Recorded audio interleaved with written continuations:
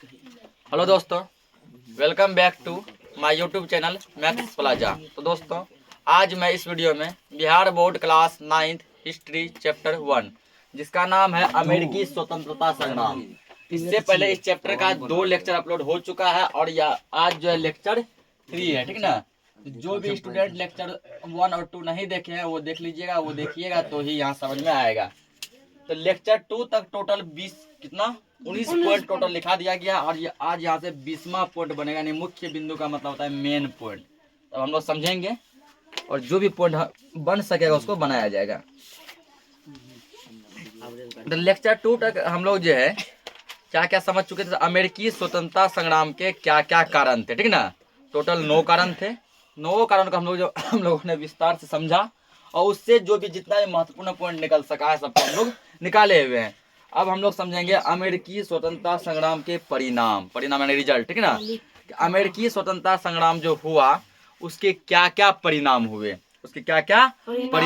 ठीक ना। समझो, अमेरिकी स्वतंत्रता संग्राम को विश्व इतिहास में एक विभाजन रेखा के रूप में देखा जाता है। अमेरिकी स्वतंत्रता संग्राम को, ठीक ना, विश्व के इतिहास में किस रूप में देखा जाता है? विभाजन के रूप में। विभाजन का मतलब होता है बंटवारा। विभाजन मतलब बंटवारा के रूप में देखा जाता है। इसके कुछ तत्कालिक और दीर्घकालिक परिणाम हुए। तत्कालिक का मतलब हुआ कुछ ऐसे परिणाम जो कि कुछ समय में खत्म हो गए, ठीक है ना, कुछ समय में खत्म हो गया। और कुछ हुआ दीर्घकालिक परिणाम। दीर्घकालिक परिणाम का मतलब हुआ जो लंबे समय तक चले, काफी लंबे समय तक चलते रहे। जिसमें पहला दिया है, ब्रिटेन का एक कीमती उपनिवेश हाथ से निकल गया, ठीक ना। उपनिवेश का मतलब मान लो कंपनी, उपनिवेश यानी कि कंपनी, ठीक ना, मोटा मोटी मान लो कंपनी। तो ब्रिटेन का क्या हो गया, तो एक कीमती जो उपनिवेश क्या हो गया, हाथ से निकल गया। इंग्लैंड का यानी कि निकल गया, ठीक। तथा अटलांटिक महासागर के पार संयुक्त राज्य अमेरिका के रूप में एक शक्तिशाली राष्ट्र का उदय हुआ जिसने पूरे विश्व को प्रभावित किया, ठीक ना। अटलांटिक सागर के उस पार पहले अमेरिका का नाम कोई नहीं जानता था।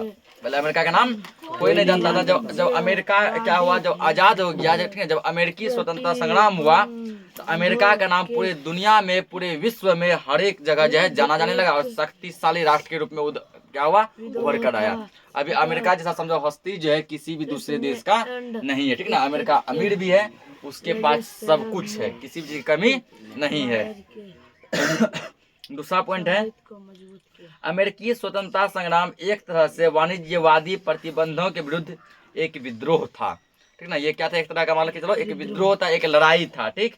अतः इसने एडम स्मिथ के लेसेज फेयर के सिद्धांत को मजबूत किया, ठीक ना।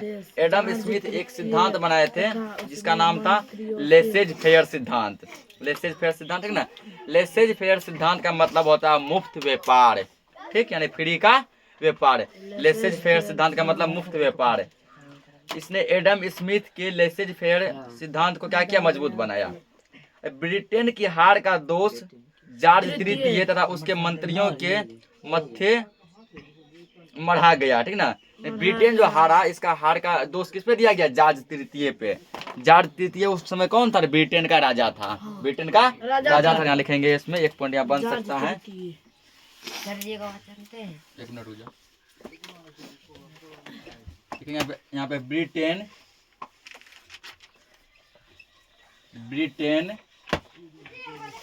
के हार का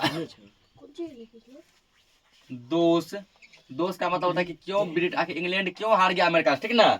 इस टोटल चीज किस पे थोप दिया गया, वही जो उस समय वहां का राजा था। राजा कौन था, जॉर्ज तृतीय। ब्रिटेन के हार का दोष जॉर्ज तृतीय, कहीं तृतीय ऐसे भी लिखा रहेगा, ठीक ना। तो जॉर्ज बताए थे ना, बहुत जगह लिखा रहेगा शॉर्टकट में। तो ब्रिटेन के हार का दोष जॉर्ज तृतीय को दिया गया, जॉर्ज तृतीय को दिया गया, ठीक ना। हो सकता है कि ऑब्जेक्टिव में पूछ दे, ठीक, ब्रिटेन के हार का दोष किसको दिया गया, जॉर्ज तृतीय को दिया गया।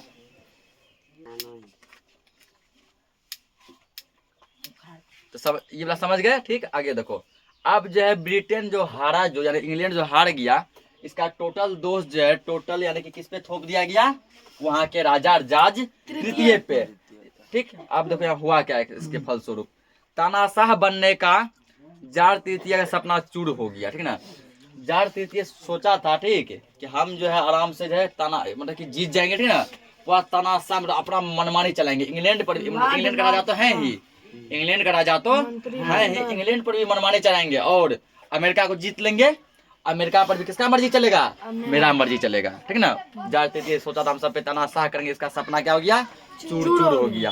अगला, लॉर्ड नॉर्थ का मंत्रिमंडल बर्खास्त तथा अधिक उदार मंत्रिमंडल नियुक्त हुआ, ठीक ना। लॉर्ड नॉर्थ का मंत्रिमंडल को बर्खास्त कर दिया गया।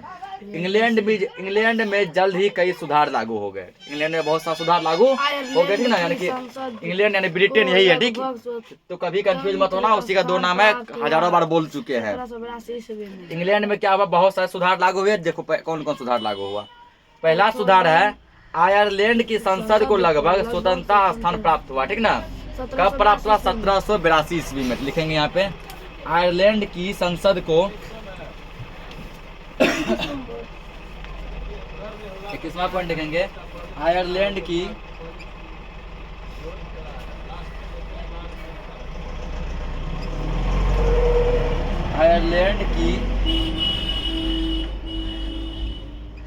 संसद को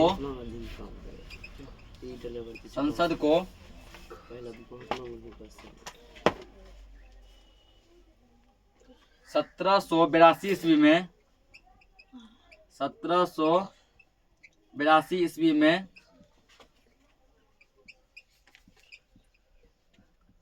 स्वतंत्रता स्थान प्राप्त हुआ, ठीक ना।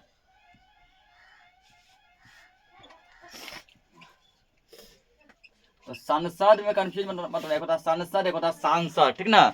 सांसद वो होता है, ठीक, जो कि समझो हम लोगों पे शासन करता है मोटा मोटी, जैसे मान लो जो पार्लियामेंट का मेंबर होता है। और संसद का मतलब है पार्लियामेंट, ठीक ना।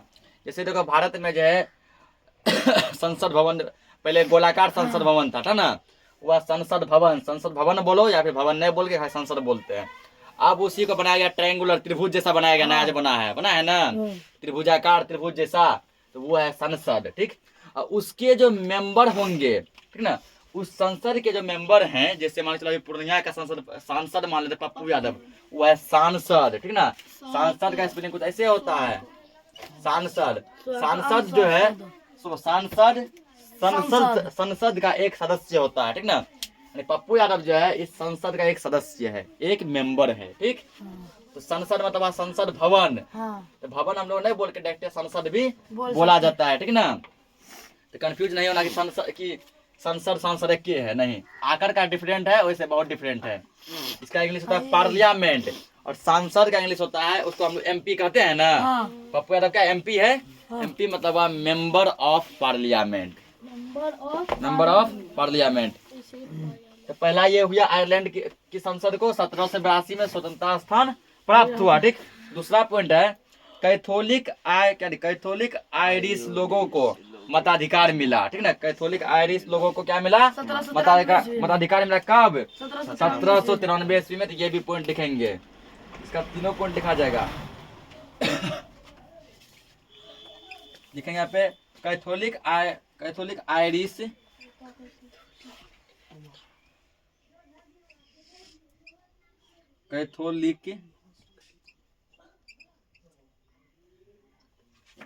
आयरिश लोगों को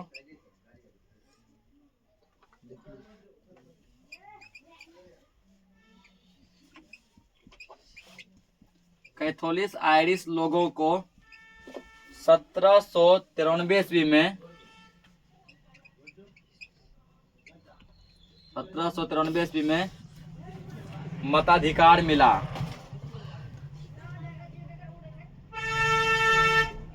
मताधिकार मिला। तो मताधिकार का मतलब होता है वोट देने का अधिकार, ठीक ना। पहले कैथोलिक आयरिश लोगों को वोट देने का अधिकार नहीं था। कब मिला इसको? 1793 ईस्वी में कैथोलिक आयरिश लोगों को वोट देने का अधिकार प्राप्त हुआ। तब से ये लोग आज तक वोट दे रहे हैं, यानी मत दे रहे हैं, वोट दे रहे हैं। आयरिश संसद दिया है, आयरिश संसद वेस्टमिंस्टर संसद से जुड़ा, ठीक है। कब? तो 1800 ईस्वी में। ये उतना ज्यादा इम्पोर्टेंट नहीं है, बस समझ लो आयरिश संसद, ठीक ना, यही आयरिश संसद जिसको के ऊपर आजादी मिला था, वेस्टमिंस्टर संसद से 1800 ईस्वी में क्या हो गया, जुड़ गया। ठीक, इस प्रकार सीमांत राजतंत्र और राजनीतिक स्वतंत्रता का वर्चस्व बढ़ गया। ठीक ना, वर्चस्व क्या हो गया, बढ़ गया। जोर से मत पढ़ो ना, आ गया सर जी दूसरा गुरु भी आपका। अमेरिकी स्वतंत्रता संग्राम ने फ्रांस को भी प्रभावित किया। अमेरिकी स्वतंत्रता संग्राम क्या किया, फ्रांस को भी प्रभावित किया। अमेरिकी देखते हैं, अमेरिकी स्वतंत्रता संग्राम से क्या हुआ, फ्रांस अमेरिकी स्वतंत्रता संग्राम से प्रभावित हुआ। अमेरिकी स्वतंत्रता संग्राम से क्या हुआ, फ्रांस को भी एक प्रभावित में, और फ्रांस को भी लगा कि हम भी आजादी पा सकते हैं हम भी आजादी पा सकते हैं, ऐसा लगा उसको। इस संग्राम में लाफायते के नेतृत्व में फ्रांसीसी सैनिकों ने भाग लिया था। यानी कि फ्रांस का उस समय जो नेतृत्व कौन किया था, लाफायते। फ्रांस का नेतृत्व कौन किया था, लाफायते, ठीक ना, इस आदमी का नाम है। और लाफायते के नेतृत्व में फ्रांसीसी सैनिकों ने क्या किया, भाग लिया। जब वे स्वदेश लौटे तो निरंकुश राजतंत्र के प्रति जनता को जागरूक करने का प्रयास किया। स्वदेश मतलब अपना देश, ठीक ना। जब लाफायते और उसके सैनिक जब लाफायते और उसके सैनिक क्या किए, जब अपना देश यानी फ्रांस लौटे तो वहाँ के लोगों को जागरूक किया कि देखो तुम लोग कब गुलाम बन के रहोगे, ठीक है, कब तक तुम लोग नौकर बन के रहोगे, अपनी आजादी की लड़ाई खुद लड़ो और इंग्लैंड वासियों को, अंग्रेजों को उठा के बाहर फेंक दो, है ना। दूसरी ओर फ्रांसीसी अर्थव्यवस्था भी बुरी तरह प्रभावित हो गई। अर्थव्यवस्था का मतलब पैसे कौड़ी की बहुत ज्यादा वहाँ पे किल्लत हो गई। आगे दिया अगला पॉइंट, राजनीति में जनता की भागीदारी का मार्ग प्रशस्त हुआ। ठीक है, अमेरिकी स्वतंत्रता संग्राम का परिणाम ये भी हुआ कि राजनीति मतलब नेतागिरी में, ठीक ना, अब जनता भी भाग लेने लगा। पहले केवल राजा ही शासन करता था, ठीक ना, जैसे चाहता था वैसे जनता को जोतता था। अब ये सिस्टम खत्म हो गया। जनता को धार्मिक एवं अंतःकरण की स्वतंत्रता मिली तथा मौलिक अधिकारों के माध्यम लोगों को मूलभूत स्वतंत्रता स्वीकार कर ली गई। ठीक ना, जनता का जो मौलिक अधिकार होता है, जैसे शिक्षा का अधिकार हो गया, तुम लोग स्कूल में बोलता होगा कि हमारे कितने मौलिक अधिकार है, ठीक ना, शिक्षा का अधिकार, स्वतंत्रता का अधिकार, शोषण के विरुद्ध अधिकार, ये सब जनता को अधिकार मिला, मौलिक अधिकार मिला। ठीक, विश्व का प्रथम लिखित संविधान अमेरिका में 1789 ईस्वी में लागू किया गया। तो लिखो ये वाला, विश्व का प्रथम लिखित संविधान, अल्लाह मत कीजिए, विश्व का प्रथम लिखित संविधान,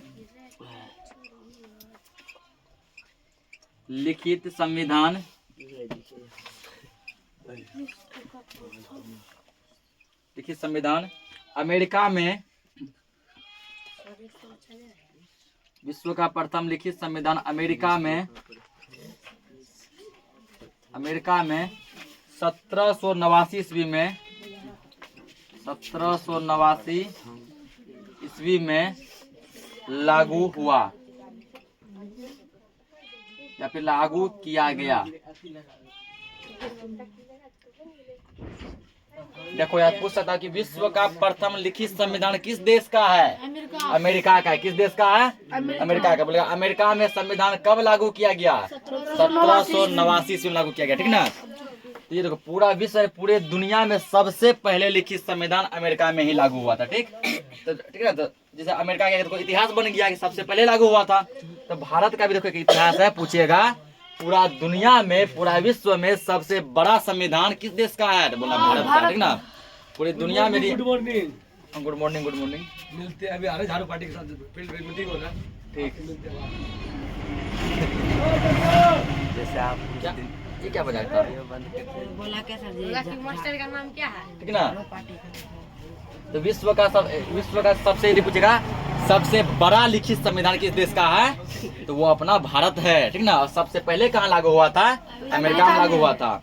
अमेरिका में 1789 में, और अपना भारत में लागू हुआ था 1950 में, 1950 में। का नाम क्या है। आगे देखो, जिसमें महिलाओं को संपत्ति का अधिकार मिला तथा उत्तराधिकार कानून को न्याय संगत बनाया गया, ठीक ना।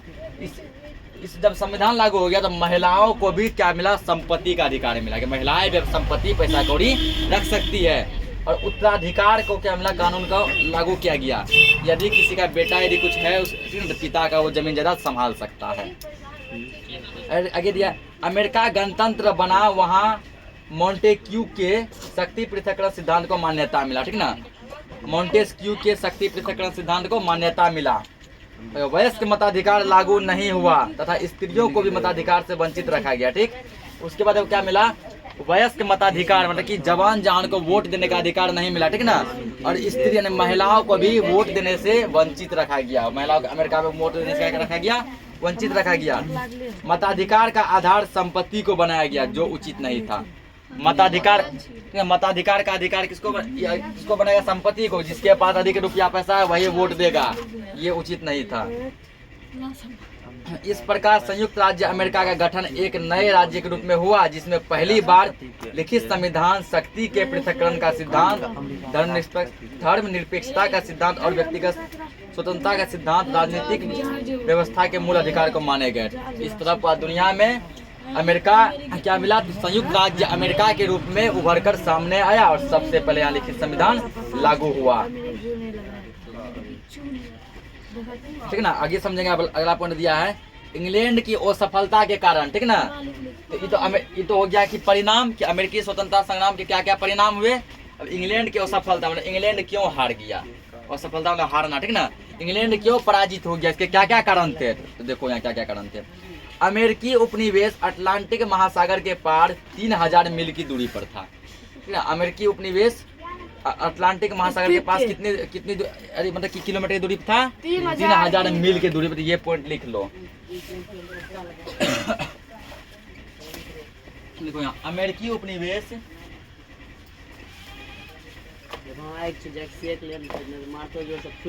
अमेरिकी उपनिवेश 5 मिनट हो जाओ, चैप्टर खत्म हो गया, चैप्टर से खत्म। अमेरिकी उपनिवेश अटलांटिक महासागर के पार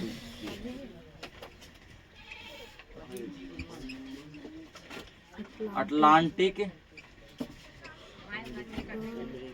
महासागर के पार 3000 मील की अटलांटिक महासागर के पार 3000 मील की दूरी पर स्थित था। ठीक ना, तो पूछेगा कि अमेरिकी उपनिवेश अटलांटिक महासागर से कितने दूर स्थित था, 3000 मील की दूरी पर स्थित था। ठीक ना, अतः वहाँ समय से सेना एवं संसद पहुँचने में कठिनाई होती थी। अब इतना डिस्टेंस होने के कारण जो है फ्रांस इंग्लैंड का कोई सेना वहाँ पर नहीं पहुँच पाता था। ठीक ना, तो पहला कारण ये था। और दूसरा कारण क्या था इंग्लैंड के पराजित का, अमेरिका की शक्ति को नजरअंदाज किया गया एवं अधिकांश अंग्रेज इसे गृह युद्ध ही समझते रहे। वो लोग क्या कि अमेरिका की शक्ति को हल्के में ले रहा था, अमेरिका तो मुर्दा है, कुछ बिगाड़ेगा मेरा, ऐसा बिगाड़ेगा, उठा के पकड़ इंग्लैंड को सब फेंक दिया पकड़ अपने देश से। लेकिन आगे देखो, उपनिवेशवासियों में एकता एवं उत्साह था। उपनिवेशवासियों में क्या था, वहाँ का एकता था। वे स्वतंत्रता के लिए कुछ भी करने को तैयार थे। अमेरिका के सभी उपनिवेश में एकता था, वो स्वतंत्रता के लिए कुछ भी करने के लिए क्या थे, तैयार थे। ठीक ना, ब्रिटिश सेनापतियों ने कुछ सामरिक भूलें की, यानी ब्रिटेन की सरकारों द्वारा सेनापति द्वारा भी कुछ मिस्टेक हुआ, कुछ भूल किया गया जिसके कारण इंग्लैंड हार गया। आगे ब्रिटिश राजनेताओं के बीच गंभीर मतभेद थे। अरे हल्ला मत करो, ब्रिटिश राजनेताओं के बीच क्या था, मतभेद था। ब्रिटिश यानी ब्रिटेन का जो सेनापति सब था, राजनेता था, उसका आपस में ही क्या था, मेल जोल नहीं था। ठीक ना, आपस में क्या था, मेल जोल नहीं था, उसका आपस में क्या था, मतभेद था। ठीक, जिसके कारण कि ब्रिटेन हार गया, इंग्लैंड हार गया। आगे जॉर्ज तृतीय की हठ धर्मिता की नीति के कारण योग्य एवं अनुभवी नेता सरकार से अलग हो गए। जॉर्ज तृतीय ठीक ना ऐसा हट किए कि ये केवल क्या किए, ये बोले ठीक ना कि जो जैसा हम चाहेंगे वैसा ही होगा, जैसा हम चाहेंगे वैसा ही होगा। बढ़िया बढ़िया सरकार को, बढ़िया नेता को अपने राज्य से निकाल दिया। आगे ब्रिटेन स्वदेशी सहायता से वंचित रहा जबकि अमेरिका उपनिवेशों को विदेशी सहायता प्राप्त हुआ। ठीक ना, मिल जाएगा, हो जाइए ना। आगे देखो, विशेषकर फ्रांस ने उपनिवेश वासियों को धन जन से काफी मदद की।